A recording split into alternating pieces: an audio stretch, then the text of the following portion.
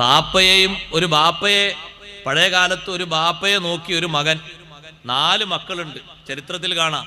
4 മക്കളിൽ ഒരു മകൻ ബാപ്പയെ നല്ലോണം നോക്കി, കഴിവ് കുറഞ്ഞ മോനാ.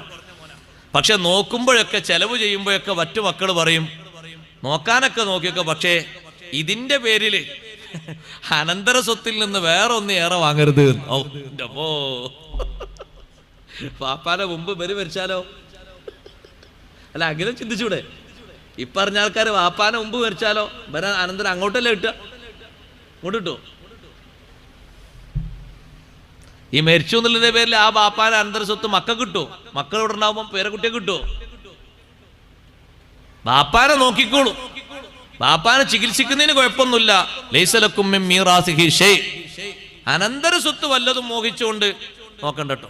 മറ്റാ സഹോദരന് ബാപ്പാനെ അനന്തര സ്വത്ത് കിട്ടിയില്ലെങ്കിലും വേണ്ടില്ല, എൻ്റെ ബാപ്പ എന്നുള്ള അർത്ഥത്തിൽ നല്ലോണം പോറ്റി വളർത്തി ബാപ്പാക്ക് വേണ്ട ശുശ്രൂഷകളൊക്കെ ചെയ്തു. ബാക്കിയുള്ളവരൊക്കെ ഓരോ വിഷയങ്ങൾ വരുമ്പോൾ പറയും നോക്കിക്കോളൂ, ഒന്നും ആ പ്രതീക്ഷിച്ചൊന്നും വേണ്ട.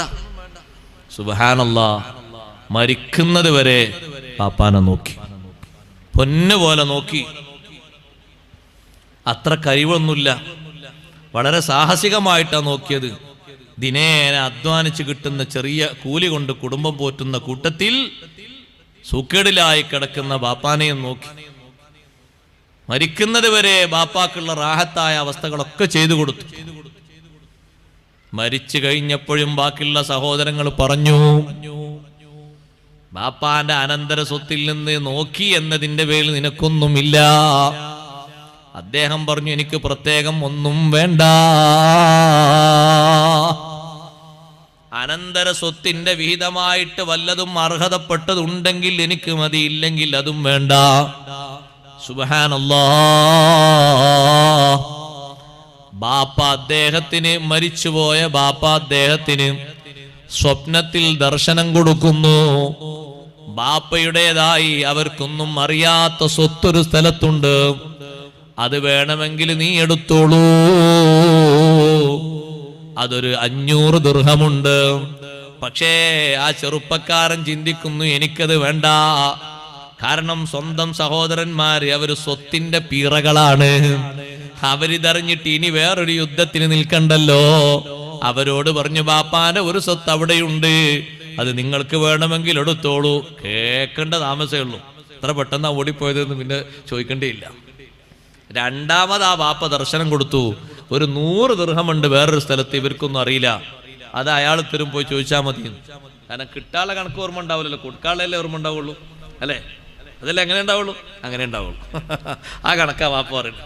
അപ്പൊ ആ 100 ദിർഹമിന്റെ കണക്ക് പറഞ്ഞപ്പോഴും ഈ ചെറുപ്പക്കാരൻ പറഞ്ഞു വേണ്ട, കാരണം ആ 100 ദിർഹം എങ്ങാനും ഞാൻ വാങ്ങിയാൽ ഇവര് വെറുതെ വിടുമോ? ഒരു 100 ദിർഹമുണ്ട് ബാപ്പാൻ്റെത് അവിടെ. 100 ദിർഹമോ? എവിടെ? അഡ്രസ് ചോദിച്ചു, ഇവര് പോയി ഇത് വാങ്ങി. മൂന്നാമതായിട്ട് ബാപ്പ പറഞ്ഞു, 1 ദിർഹമുണ്ട് ഒരാളുടെ കയ്യിൽ, ഒറ്റ ദിർഹം. അപ്പൊ ഇവര് പറഞ്ഞു, ഒന്നല്ലേ, അത് നിങ്ങൾ എടുത്തോളി പറഞ്ഞു. ബാക്കിയുള്ള സഹോദരങ്ങൾ പറഞ്ഞു, 1 ദിർഹമല്ലേ?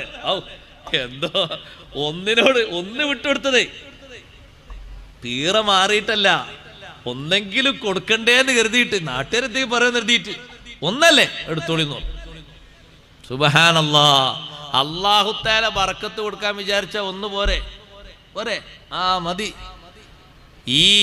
ഈ മകൻ ആ ഒരൊറ്റ ദിർഹവുമായിട്ട് അങ്ങാടിയിലേക്ക് പോകാണ്, എന്തെങ്കിലുമൊക്കെ സാധനം വീട്ടിലേക്ക് വാങ്ങിക്കൊണ്ടുവരാൻ വേണ്ടിയിട്ട്. അപ്പൊ ഒരു മത്സ്യം വിൽക്കുന്ന ആളെ കണ്ടപ്പോ, ഒരു വലിയ മത്സ്യം ഇങ്ങനെ ഉണ്ട്, കണ്ണൊക്കെ തുറച്ചിങ്ങനെ നിൽക്കുന്നു. ഇത് തരുമോന്ന് ചോദിച്ചു. ഇതിന് ചെറിയൊരു പഴക്കമുണ്ട്. ആ പഴക്കം പ്രശ്നമല്ല, ഇത് തരുമോ? 1 ദിർഹമേ എന്റെ കയ്യിലുള്ളൂ. ആ 1 ദിർഹം മതി, അതിനെ ധാരാളമാണ്, കൊണ്ടുപോയിക്കോളൂ. അങ്ങനെ അവിടെ ഇവിടെയൊക്കെ പൊട്ടിയൊരു മത്സ്യമല്ല, അത് വീട്ടിൽ കൊടുന്ന് ഭാര്യനെ ഏൽപ്പിച്ചു.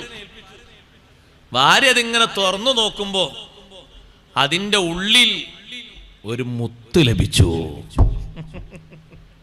ഒരു മുത്ത്. മുത്ത് എവിടെയുള്ളത്? കടലിലല്ലേ വലിയ മുത്ത്. യഖ്റുജു മിൻഹുൽ ലുഅ്ലുഉ വൽ മർജാൻ. മുത്തൊക്കെ അല്ലാഹു തആല കേന്ദ്രീകരിച്ച് വെച്ച ഒരു സ്ഥലല്ലേ കടല്, ബഹറ്. ഒരു മുത്ത് കിട്ടി. ആ മുത്ത് കിട്ടിയപ്പോ ഭർത്താവിനോട് പറഞ്ഞു, ഭർത്താവേ, ഈ മത്സ്യത്തിന്റെ ഉള്ളിൽ നിന്ന് കിട്ടിയതാണ്. അപ്പൊ അദ്ദേഹം ചെറിയ മുത്തായിരിക്കും എന്ന് കരുതി അത് പുറത്ത് കൊണ്ടുപോയപ്പോ ആളുകളോട് പറഞ്ഞു, ഇതെന്താ ഇത് എവിടുന്ന് വാങ്ങിയതാ?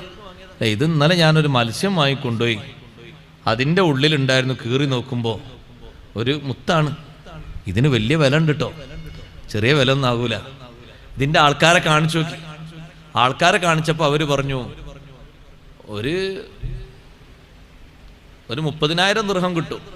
അയ്യോ, നേരത്തുള്ള 500 പോയി, 100 പോയി. സങ്കടല്ല, ഒരൊറ്റ ദിർഹമിൽ അല്ലാഹു തആല കൊടുക്കുന്ന ബറക്കത്താ. ഒരു 30,000 ദിർഹം എങ്ങാനും കിട്ടും ഇതിന്. 30,000 ദിർഹമോ? ഇയാൾ ചോദിച്ച അത്ഭുതത്തോടെ. ഈ ഒരു മുത്തിന് 30,000, ഇതിനെന്താ വില? ഇങ്ങനൊരു മുത്ത് ഇയാളെ കയ്യിലുണ്ട് എന്ന് നാട്ടിലെ രാജാവിന് വിവരം കിട്ടി.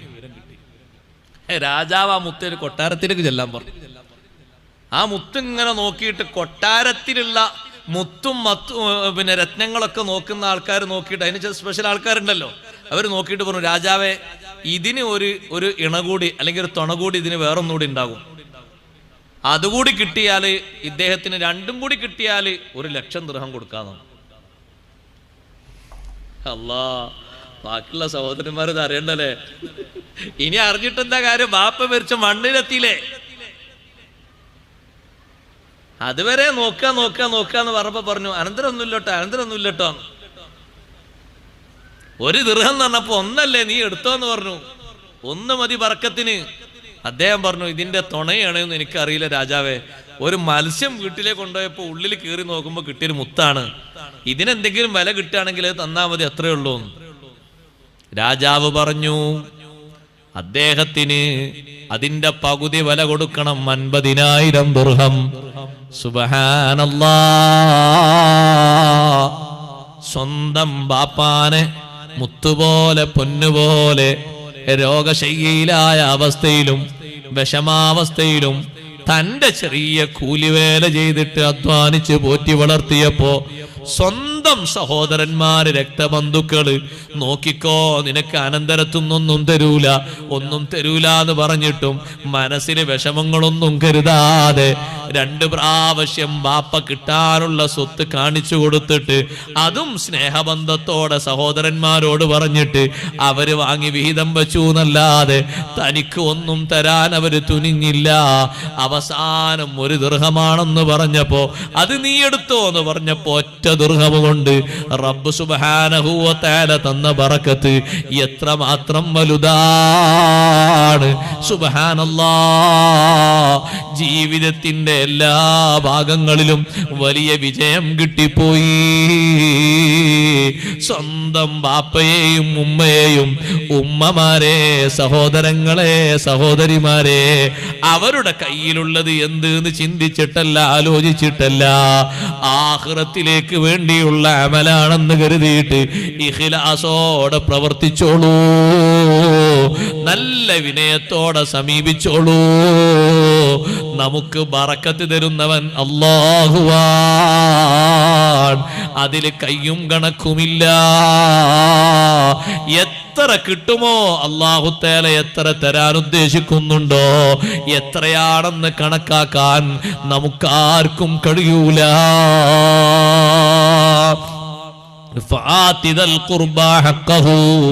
കുടുംബക്കാർക്ക് നീ കുടുംബക്കാർക്കുള്ള ഹക്ക് കൊടുക്കണമെന്ന് പറഞ്ഞപ്പോ അതിൽ മുന്തിക്കേണ്ട വിഭാഗമല്ലേ നമ്മുടെ ഏറ്റവും വലിയ ബന്ധമുള്ള മാതാപിതാക്കൾ.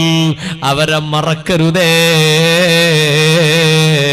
നീ ഒരു പുതിയ വസ്ത്രം വാങ്ങുമ്പോ നിന്റെ ഉപ്പാക്കും ഉമ്മാക്കും പുതിയ വസ്ത്രങ്ങൾ കൊണ്ടുപോയി കൊടുക്കുമ്പോ അവരെ മനസ്സിൽ വരുന്നൊരു സന്തോഷം, ഇപ്പോൾ പുതുവസ്ത്രം ആവശ്യമില്ലെങ്കിലും എനിക്കൊന്ന് വാങ്ങിയപ്പോ കൂട്ടത്തിൽ നിങ്ങൾക്കും ഒന്ന് വാങ്ങിയതാണ്. സുബ്ഹാനല്ലാഹ്. ബാപ്പാന്റെ ഉമ്മാന്റെ മനസ്സിൽ വന്ന സന്തോഷം നിന്റെ ജീവിതത്തിലെ ബറക്കത്തിന് കാരണമാണ്. അവര് നിനക്ക് വേണ്ടി നടത്തുന്ന ഖൈറായ പ്രാർത്ഥന മുഴുവനും നിന്റെ ജീവിതത്തിലെയും ആഖിറത്തിലെയും ബറക്കത്തിന് നിദാനമാണ്.